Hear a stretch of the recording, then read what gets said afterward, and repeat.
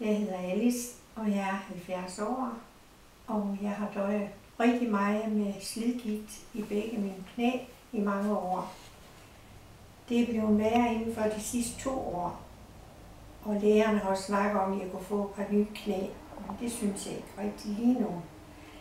Når man døjer sådan med slidgigt, så får man ondt i ryg og i hofter og lænd med tiden. Og så synes mine børn, at jeg skulle have et par gavekort over til krop og terapi her i Nøvling.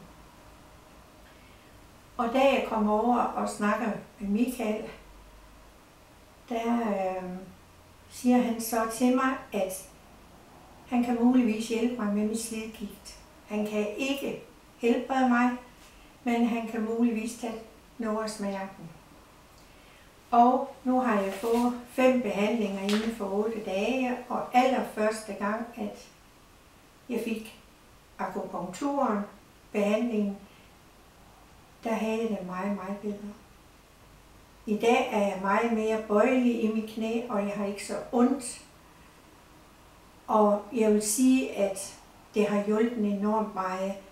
Førhen sagde man, at man har en skala fra 1 til 10, og jeg vil sige, at min lå på 8, men nu ligger den på cirka 4.